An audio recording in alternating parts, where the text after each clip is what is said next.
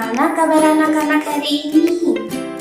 Semoga kalian dalam keadaan sehat dan diberi keselamatan dan perlindungan oleh Allah Subhanahu wa Ta'ala. Amin.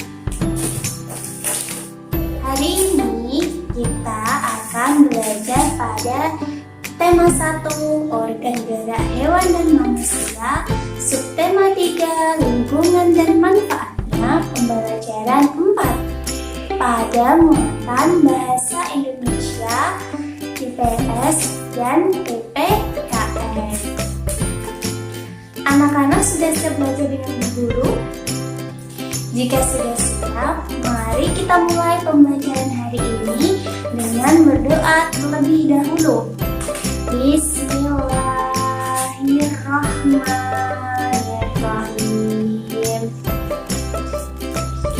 Jika sudah siap, anak-anak buka LKS-nya halaman 94. Sudah dibuka?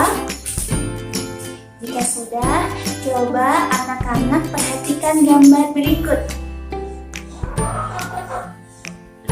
Ayo, siapa yang tahu apa nama gambar tersebut?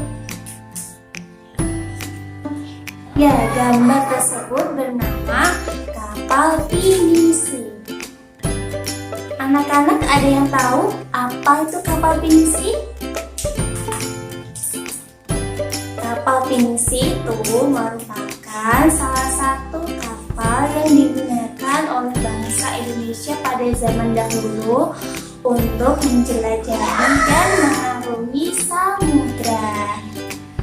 Supaya anak-anak lebih jelas mengetahui tentang kapal pinisi, mari kita baca bacaan yang berjudul Pinisi Kapal Layar Kebanggaan Suku Bugis di halaman 94. Bagaimana anak-anak? Pasti kalian bangga kan mempunyai kapal pinisi yang menjadi kebanggaan bangsa Indonesia. Nah, sekarang kita coba tentukan ide pokok di setiap paragraf pada bacaan tersebut. Coba kalian perhatikan pada paragraf yang pertama. Ide pokoknya terletak pada kalimat Indonesia sebagai negara maritim memiliki wilayah laut yang sangat luas. Nah, itu adalah ide pokok dari paragraf yang pertama.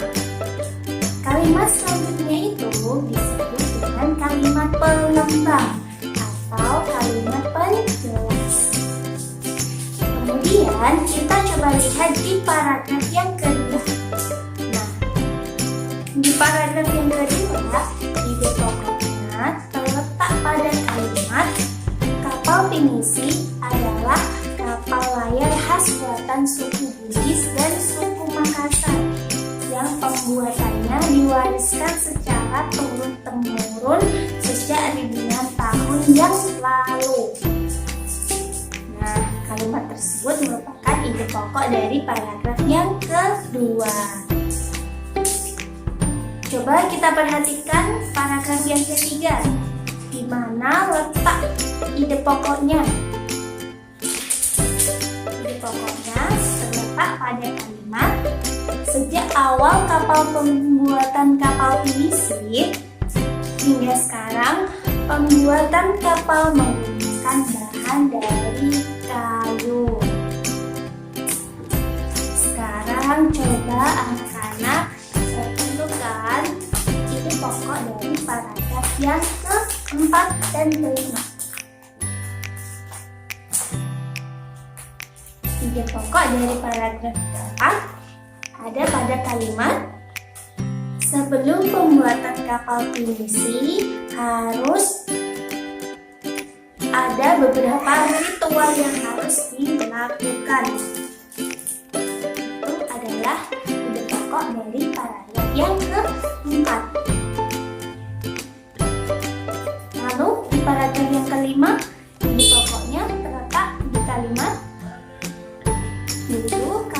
Pinisi digunakan sebagai angkutan barang, tapi sekarang kapal pinisi banyak digunakan sebagai kapal layar untuk tujuan wisata. Nah, itu tadi ide pokok di setiap paragraf pada temuan yang berjudul Pinisi Kapal Layar Kebanggaan Suku Bugis. Anak-anak bisa menggarisbawahi di UKS-nya masing-masing. Kita lanjut pada materi selanjutnya ya. Ada yang masih ingat pembelajaran sebelumnya kita sudah belajar apa? Ya, minggu sebelumnya kita sudah belajar dan kita telah mengetahui pengaruh kondisi geografis bangsa Indonesia sebagai negara maritim terhadap kehidupan budaya dan sosial masyarakat. Nah, di pembelajaran kita hari ini di subtematika pembelajaran 4 kita akan mempelajari tentang pengaruh kondisi geografis bangsa Indonesia terhadap budaya dan transportasi di Indonesia. Nah, silakan anak-anak buka LKS-nya halaman 95. Sudah dibuka? Nah, jika sudah, simak penjelasan dari Bu Guru. Kondisi geografis Indonesia berupa negara kepulauan membuat Indonesia memiliki budaya yang beragam. Budaya antar suku bangsa satu dengan yang lainnya juga berbeda-beda, seperti bahasa, adat istiadat, tradisi, sistem kepercayaan, dan sebagainya. Keberagaman suku bangsa ini merupakan salah satu kekayaan yang dimiliki oleh bangsa Indonesia. Ciri keragaman budaya lokal Indonesia. Yang pertama, ada keberagaman suku bangsa. Ada 19 suku bangsa yang ada di Indonesia. Salah satunya ada suku Jawa, suku Dayak, suku Bali, dan sebagainya. Yang kedua, ada keberagaman bahasa. Ada berbagai macam bahasa daerah yang tersebar di wilayah Indonesia. Yang ketiga, keberagaman agama. Ada 6 agama yang diakui di Indonesia, yaitu Islam, Katolik, Kristen, Hindu, Buddha, dan Konghucu. Dan yang keempat, keberagaman seni dan budaya. Salah satu wujudnya adalah kesenian, baik itu seni sastra, seni tari, seni musik, seni drama, maupun seni rupa. Keberagaman budaya ini ada yang terpengaruh juga dari budaya luar. Dampak keberagaman dari segi kebudayaan mempunyai dampak negatif dan dampak positif. Dampak negatifnya yang pertama, mudahnya budaya asing yang masuk ke Indonesia. Akibatnya, masyarakat lebih mengenal musik asing seperti hip hop, K-pop, jazz, dan R&B daripada lagu karawitan atau tembang-tembang Jawa. Tidak hanya lagu, tari-tarian dan bahasa pun sudah mulai luntur. Yang kedua, tontonan dan adegan dalam film yang kurang dan tidak pantas yang membawa efek buruk bagi bangsa Indonesia. Dampak positifnya ada dari segi kebudayaan, budaya Indonesia lebih dikenal mancanegara akibat ramainya perdagangan dan pariwisata di Indonesia. Yang kedua, timbulnya keanekaragaman kebudayaan dan adat istiadat akibat pengaruh luar. Contohnya wayang. Nah, wayang di Jawa terinspirasi dari cerita dari India dan hukum adat Aceh. Kemudian dipengaruhilah oleh hukum Islam. Berikut ini ada contoh budaya asli Indonesia. Ada reog, ada tari kecak, dan ada alat musik angklung. Nah, sekarang contoh budaya serapan dari budaya lain atau bangsa lain. Contohnya ada musik keroncong dan barongsai.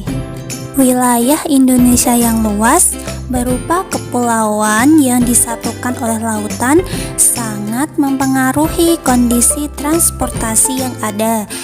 Jalur strategis yang bisa menghubungkan antara pulau satu dan pulau lainnya adalah jalur laut dan jalur udara.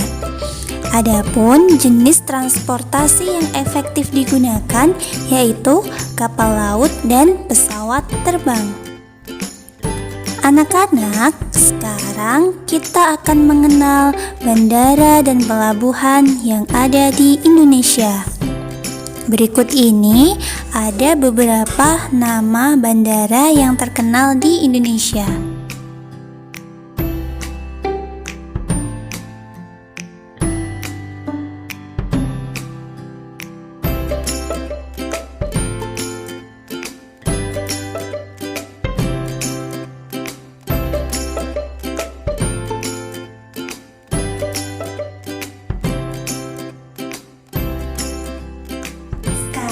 Kita lanjutkan ke materi yang selanjutnya, yaitu pengamalan nilai-nilai Pancasila dalam pengambilan keputusan bersama.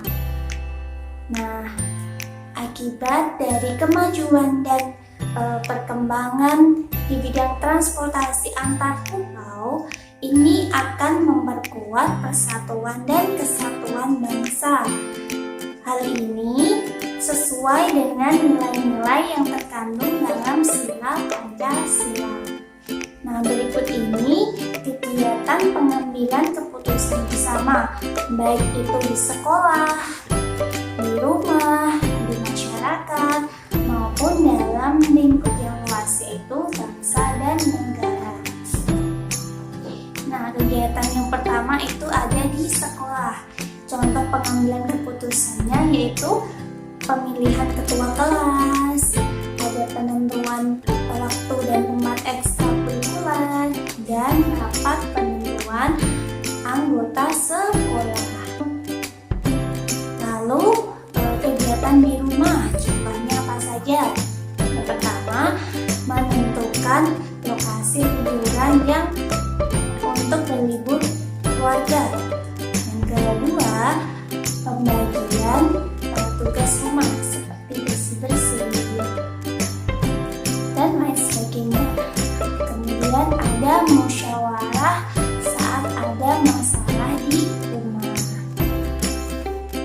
Lalu kegiatan di masyarakat, contoh pengambilan keputusan bersamanya itu seperti apa?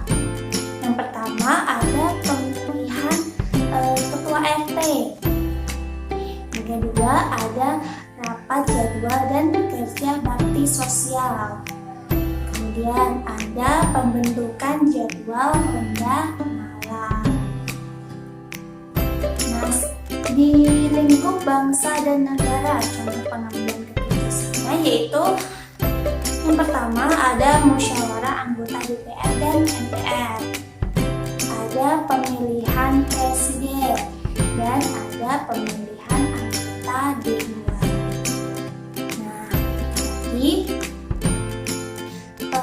Contoh pengamalan nilai Pancasila dalam pengambilan keputusan. Nah, itu tadi materi pembelajaran kita hari ini pada tema 1, subtema 3, pembelajaran 4. Jika ada yang ingin ditanyakan, silakan kalian berkomentar di Google Classroom. Kalau begitu, Guru akhiri pembelajaran hari ini. Semoga pembelajaran ini bermanfaat, dan kita akhiri dengan membaca hamdalah. Alhamdulillahirabbil alamin. Nah, sekian dari Bu Guru. Assalamualaikum warahmatullahi wabarakatuh.